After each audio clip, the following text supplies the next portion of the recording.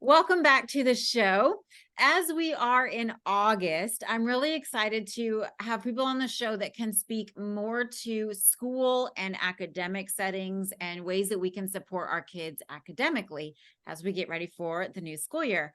So today I'm really excited to have Jessica Bradley on the show with me because this is exactly what she does. She supports struggling learners with academic strategies so that ideally they are not struggling so much anymore. So, Jessica, please tell everybody more about who you are and what you do and how you help. Absolutely. So I'm the owner of the Learning Room, and this is our 6th year in business helping struggling learners close those large academic gaps. Before that, I was in the classroom and I've been in multiple different classrooms and at different levels and those things. And so I really never thought I would leave the classroom, but life happened and I needed to leave a classroom for the period of time, and I started helping students one-on-one, and I discovered the power in that, and the power in doing what each individual child need, not what 30 kids at a time needed, and Yeah. my success rate with that just exploded, and kind of came to the realization about 2 or 3 years in, I was like, "Wait, no, I'm not going back to the classroom. This is not temporary. This is where I'm meant to be. This is my purpose." And so that's what I do now, and we've grown. We have a team. I have a team that works with me, and so I have 3 teachers on staff, and we're adding a 4th, like, within a week or so, and, we've really grown, and I look for people to work with us that share that same mission, that students need individual and they need customization when it's not clicking, right? Like, it's great for us to use the mass produced curriculum and those things when it works, but when it's Mhm. not working, that's when we have to take a step back. So we strive to have teachers that work with us that understand that and support that philosophy. And we've had a lot of academic growth with that approach. And Jessica, can you tell me, for your purposes, what is a struggling learner? What does that mean to you? Who identifies as that? Who qualifies under that?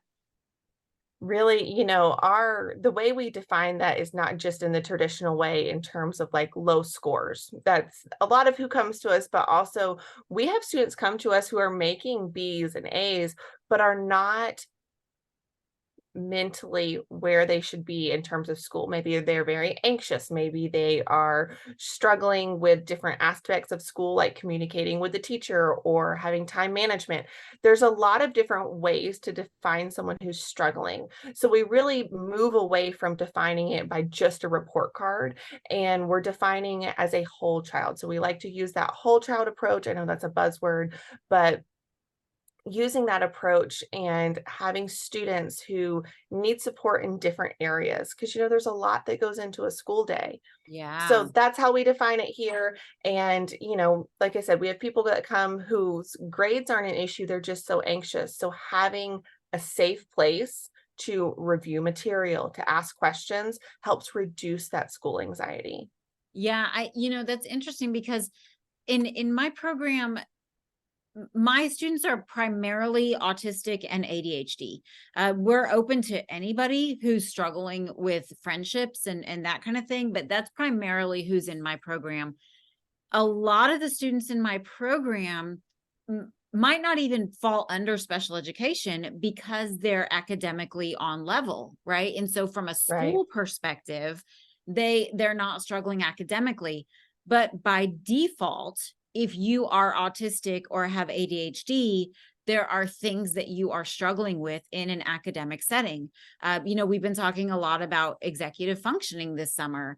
And so, like you're saying, kids who are making B's or A's, but that doesn't mean that they're necessarily at the level that they could be, right? If they were receiving some more tailored support. I think that's the case for a lot of the students in my program, who, like I said, may not even fall under special education because they're passing their classes, they're passing state assessments, but maybe they're struggling time management, getting homework turned in.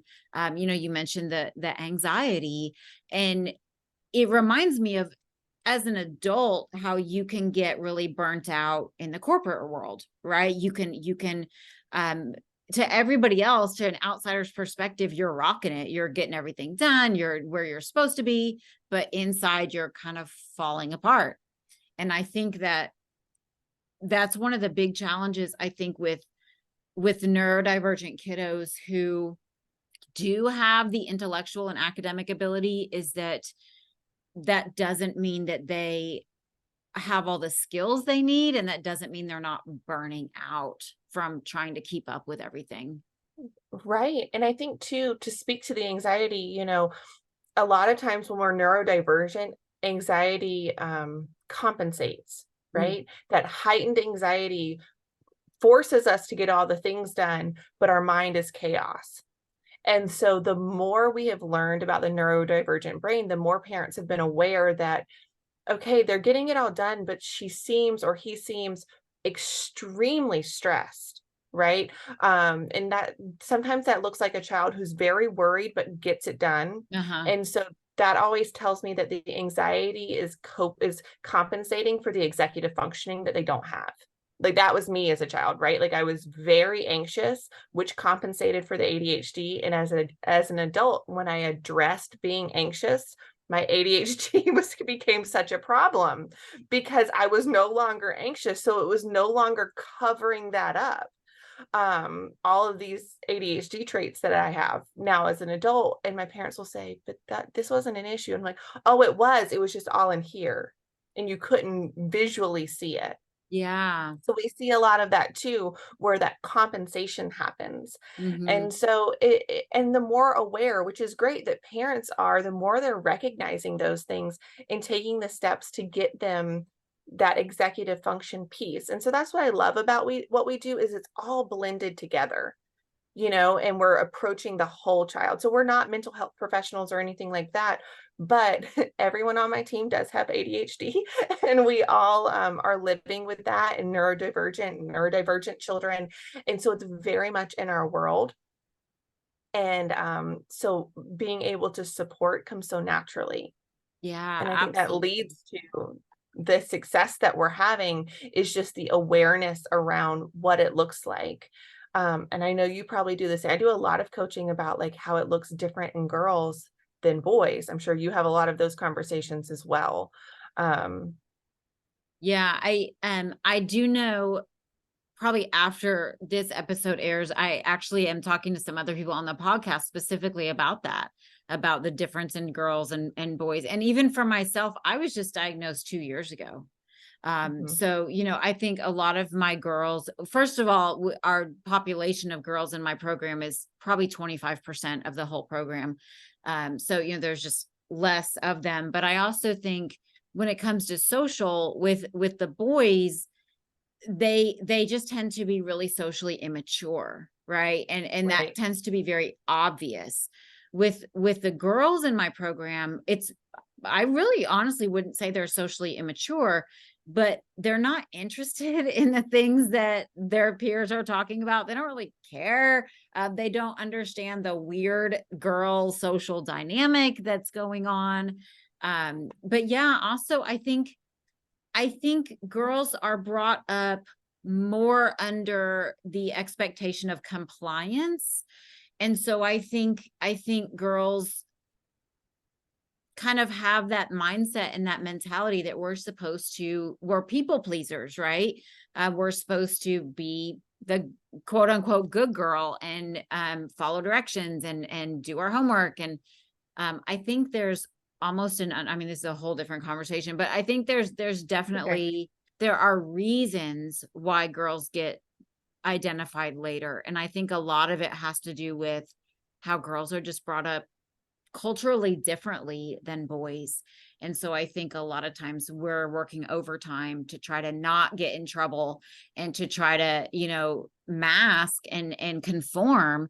Whereas I think boys, there's more freedom and more allowance for nonconformity and that kind of thing. So yeah, definitely a tangential conversation. that's But okay. But yeah. I do agree. I mean, but I also think we have to consider that a lot of times for girls, neurodivergence is more internal. Mhm. It's not the outward expression. It's not as And so obvious, right? yeah, Yeah. it's not as obvious. And so, then we start identifying them as very feminine traits of being flighty or forgetful or those things, exactly what you were saying. And so then the masking comes. I think what Mhm. first comes is misidentifying what it is, right? Whereas boys, like I have neurodivergent boys that bounce off the walls and they jump on everything and they're Mhm. loud, and they don't know how to manage their emotions. So all of those things are outward, Right. whereas I remember it all being inward. Right. Yeah. So, Yeah. Another thing that I wanted to touch on is you and I are really aligned in the concept of social emotional kind of being higher on the priority list than academic.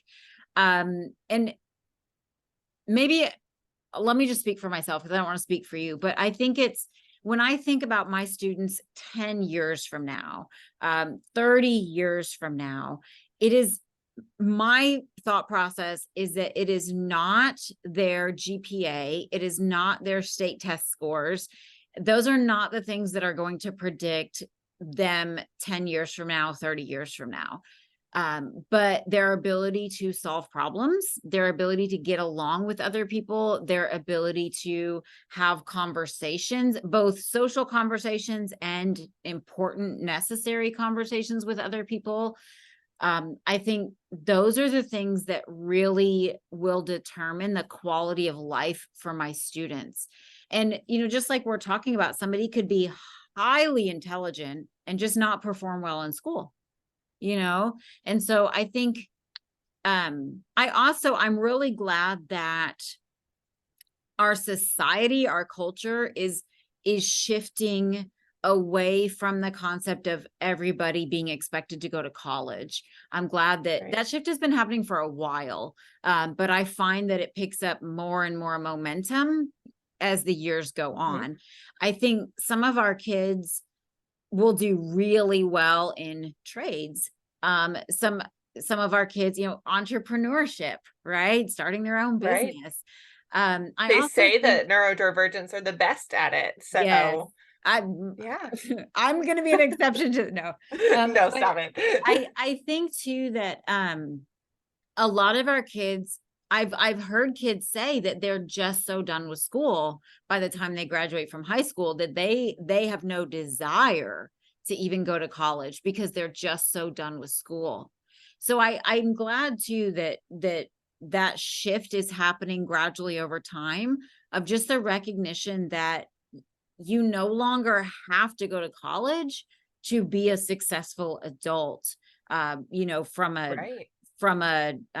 employment, kind of standpoint.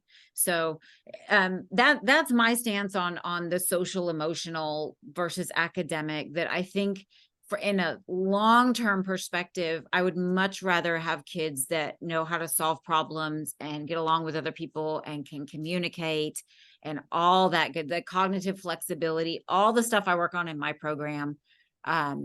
So because I don't do academics at all in my program. It's not why we're here. We're here for social. So I'd love to hear, kind of your viewpoint and your thoughts on that too. Absolutely. I think it is extremely important. And, it is situational for me. Like, what is the root of the issue that we're seeing? But when it is something that's mental health or social emotional, that has to be identified. And it has to not just be identified, but supported and getting us to a place where we are comfortable, right? Like when I say comfortable, I mean no, not stressed and not anxious, because a lot of what we see and a lot of what I've noticed over the years in education, but also especially helping students one on one, because I'm able to get to know them on such a deeper level, is Mhm. that stress is the biggest indicator that they will struggle.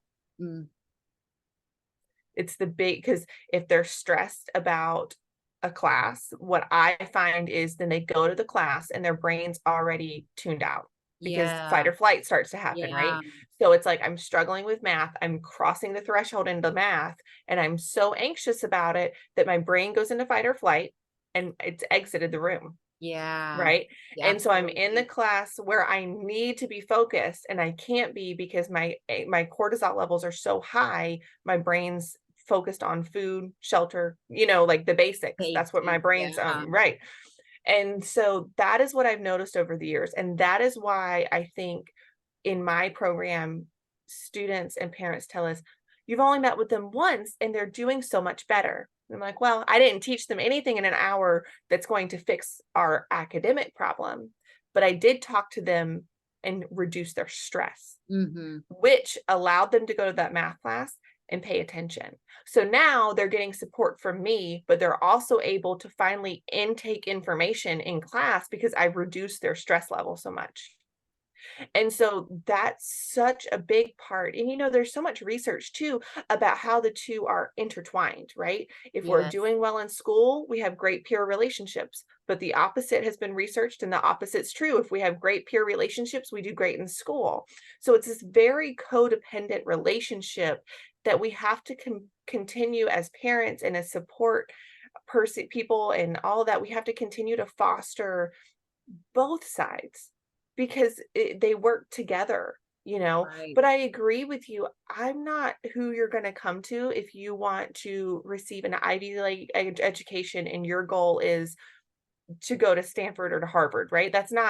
I'm not doing that. I mean, like, if you come to me and you go there, great, but that's not our goal, right? Right. Um, Instead, my goal is I want students who are happy and healthy and they're comfortable with themselves. I want them to be able to talk to their teacher. We do a lot of that too, like coaching them through.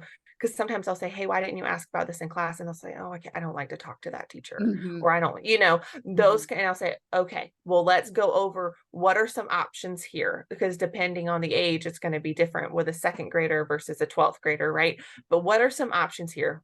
I get that you don't want to talk to her, but we don't know what to do with this assignment. So you got to ask a question, right? So going through those parts and including that in my program makes all the difference. So I completely agree with you. And I agree that that skill, that conversation that I teach them, again, age appropriate, like, but if you're old enough and you do email correspondence, I tell them all the time, like, shoot an Yeah. email. Like, Yeah. let's write it together. So I'm going to teach you how to word it so you come off correctly. But let's word it together and like let's go over and we talk about like you can keep this and use it as a template and just copy and paste and change these parts and doing that coaching alongside the academic piece because that stuff only takes like 8 minutes. Mhm. But so many people won't do it. So many people in my industry will say, well, just ask your teacher tomorrow. But my question is, are you comfortable asking your teacher tomorrow? Yeah. And why didn't you if you're confused, why did you not already ask? Yeah. So let's address all the obstacles that I'm noticing right here is that you were confused and you didn't ask. And now what is your plan for asking, right? That's just even with the little one that's common, but of course Mhm. my advice is different, right? Right. But I completely agree. That's what's going to make them a successful adult, right? Like not can you do trigonometry? I Right. hope you can do it if that's part of what you want to do in life, but it's not being a good communicator and being able to interact is what's going to help your personal relationships thrive, your work relationships thrive, and all of that's so important. So that's why we really focus on the whole child. Again, we're not health professionals. We just see that link. Yeah. Yeah. I really like you talking about helping your kids ask for help. We actually have a whole lesson in our program on asking Right. for help. One of the things that I notice is, especially for my kiddos that want to have a reputation for being smart, which is almost all of them, it's almost all people in the world, right? We want to have a reputation for being smart. One of the things that a lot of my students believe is that if they're asking for help, it means they're not smart. When Right. so in our lesson, we actually teach them that it's the opposite, right? That when we're smart, we know that we don't know everything. And we know that we need help sometimes. So when we ask questions, that means we're smart enough to recognize that we don't know everything.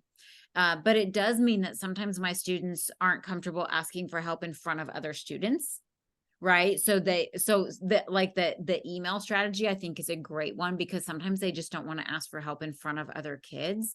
Right. Also, I think sometimes those of us who are neurodivergent have a hard time really even pinpointing what we need help with. Like I just didn't get it, but I can't even tell you what I didn't get. Um, I think sometimes when we ask for help, we sometimes it comes across as though we weren't listening. We're making excuses. I mean, there's so many things. There's a lot of stigma around asking for help. And so I think it's really awesome to be able to teach our kids the importance of asking for help and different ways that they can ask for help. And like I said, in my program, we teach them that it actually is a sign of being smart when you ask for help. And for some of my kids that are more socially anxious, I will ask them to pay attention in their class when another kid asks for help, right? And just notice how nobody else had a negative About reaction. anything about it. Right. Like, Yeah. And it may have helped 3 other kids along the way, when that one kiddo asked for help. And I noticed that we're in, as we're filming this, we're actually in summer camp. And I was yesterday in an activity that we were doing, several of the kids were asking me for my help. And I just thought, that is so amazing. I'm so glad that they are comfortable and willing to ask me for help with some, and they were making something up, and some of them just could not think about what they wanted to make up. That's really all that was. But just that they have grown so comfortable and willing to ask somebody for help when they're not quite sure what to do next. So yeah, I would say asking for help is probably, if I had to list the top 5 life skills, right. asking for help would definitely be in my top 5. Yeah. Yeah. And it's so hard for them. And there's somewhere along the way we get this message that asking anything and not pretending like we already know Yeah. is such a big deal, but it's not a big deal to anybody else. And there's a lot of self narratives like that happen in education. And we were talking beforehand about our homeschoolers making the most growth because they're the least stressed out. And I think they also get the least of those messages about asking questions and things like that.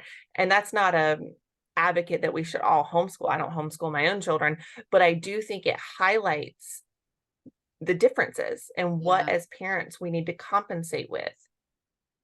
Yeah. I think, I will often get asked about certain schools or certain districts, or, where should I send my kiddo?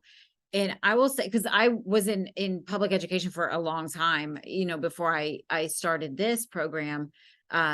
My answer is always that it's not about the school, it's not even about the district, it's about the people.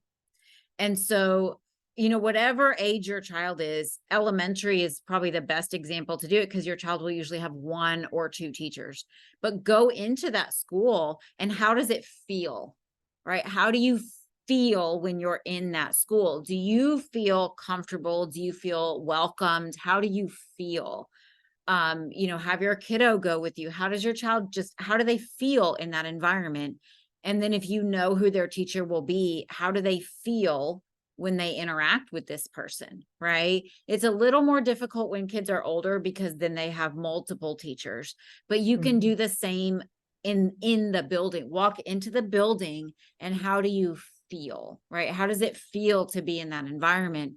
And I think for some of our kids, for a lot of our kids, I think smaller settings are more ideal, because they're more personal, right? You have a better sense of who everybody is. Their kids don't get so lost in smaller settings. So charter schools, private schools, that kind of thing, I think, um, can have a different effect on our kiddos. But I also have lots of kiddos that are really happy in their neighborhood public high school. So Right.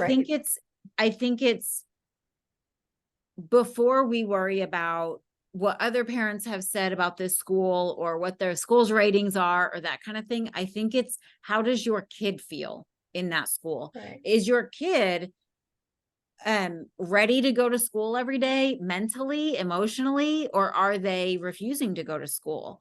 When they come home, are they in a good mood? Do they seem confident in themselves, or are they coming home and going to their room and shutting the door, and we don't see them again until dinner time. So Right. I think a lot of it is, how does your kiddo feel in that environment? I think, in my opinion, is one of the biggest factors. Do they feel like they are competent? Do they feel like they're getting their needs met, or are they really struggling emotionally, and school is really becoming a stressful situation? And I would add to that, like, just to remember that as parents and as advocates and guardians, we have power. And if we need to make a change, even if it's not an ideal time, like the middle of the year, you're allowed to make that change. Right? So don't be afraid to enter a situation and then reevaluate and say, this is not a fit. I mean, I've Right. even done it. I've made one year, my son told us he didn't want to go to that school anymore.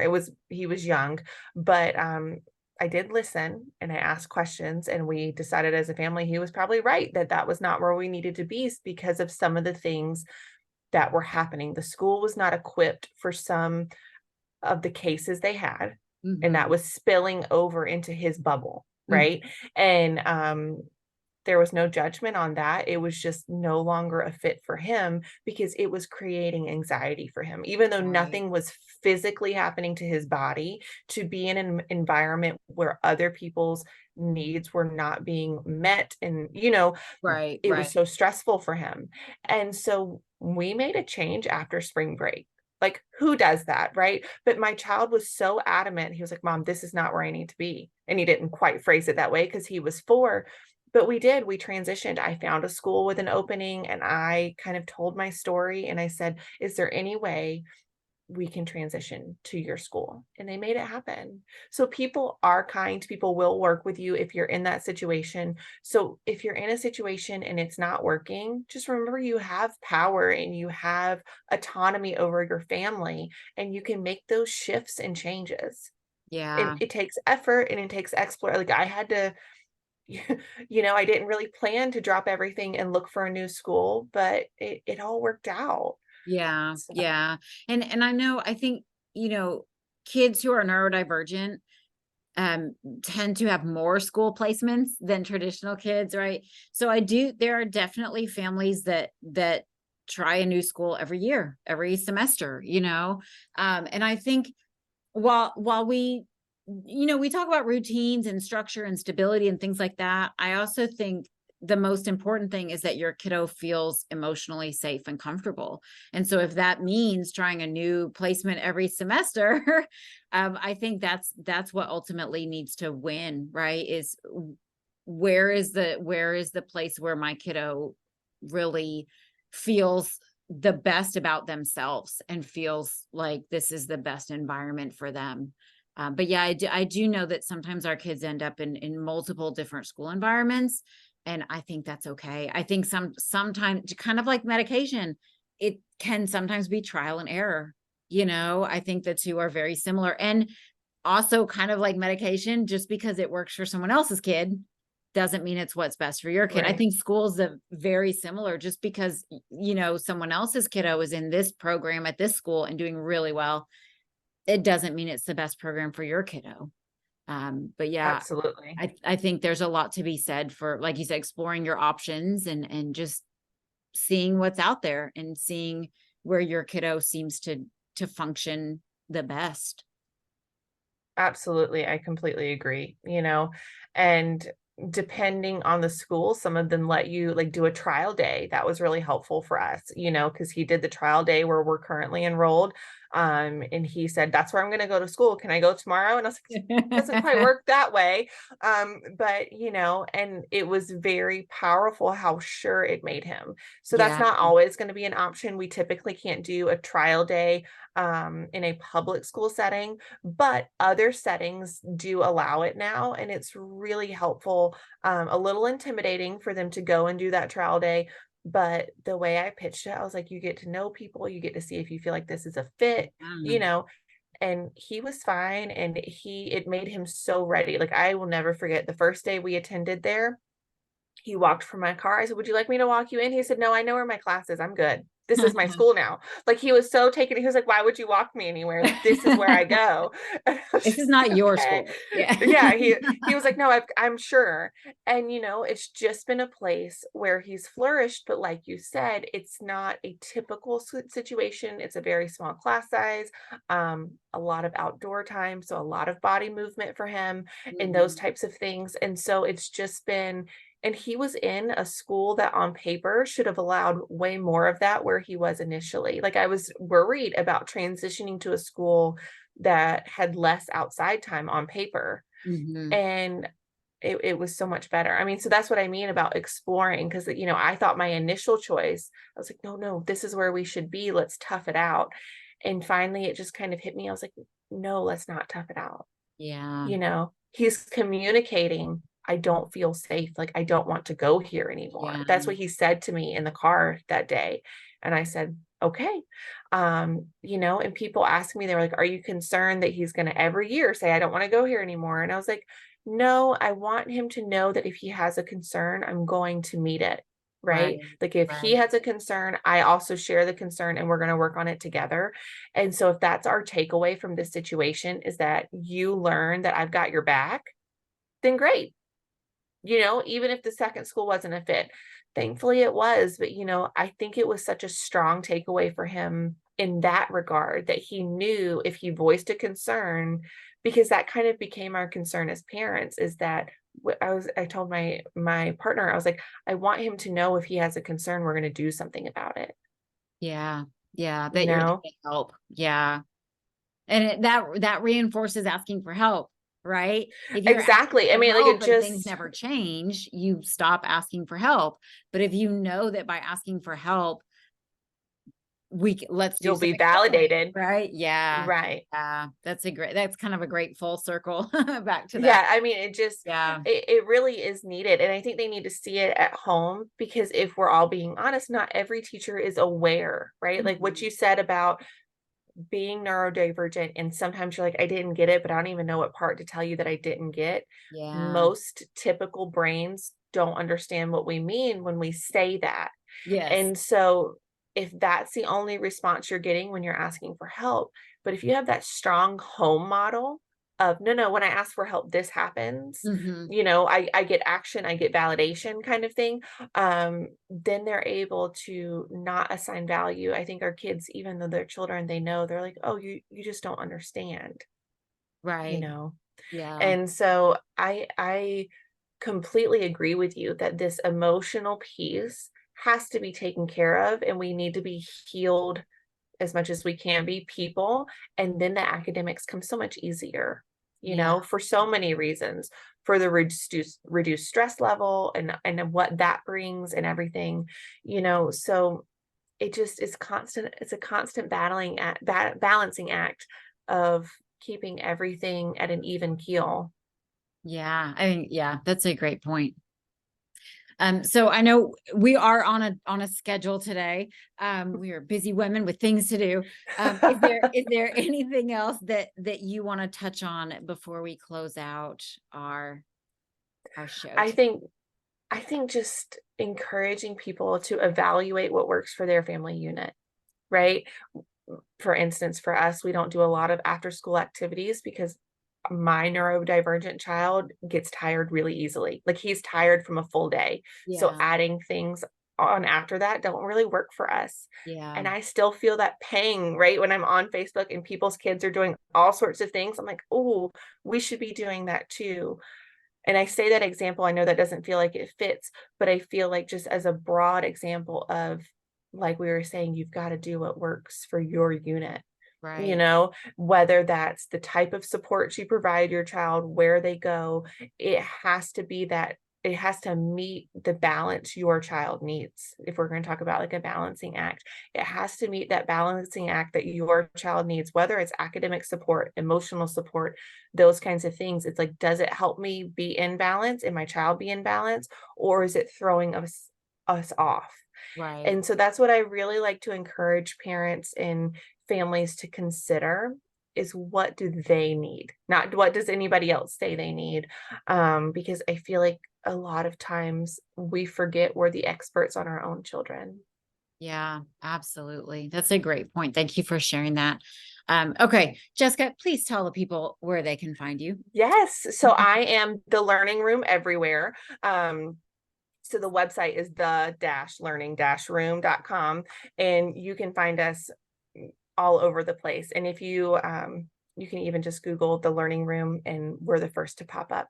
But we would love any questions you have and any of the things and to answer those for you guys, especially if you are struggling academically and either feel like you need advice or support. Our consultations are completely free. So that's a free hour of just chatting with one of us to see what you could put in place to reach that balance.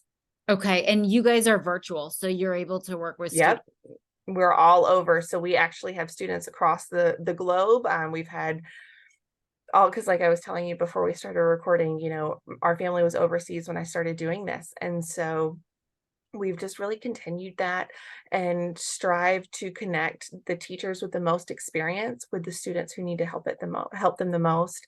And virtual allows us to do that and accomplish, these massive academic gains that we're making. Awesome. Jessica, thank you for doing what you do.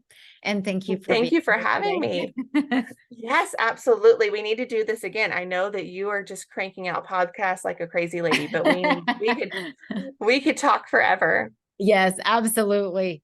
You know what? Maybe we'll do another one after the school year gets underway, Yes. mid-October. And maybe we can talk about, maybe some strategies for parents if they notice that the new school year has maybe not been super successful. Absolutely. Okay. Absolutely. There's so much we can explore with that because it does happen and there are ways to course correct. So that would be a Awesome. definite topic. So yeah, Okay. let's do It's that. happening.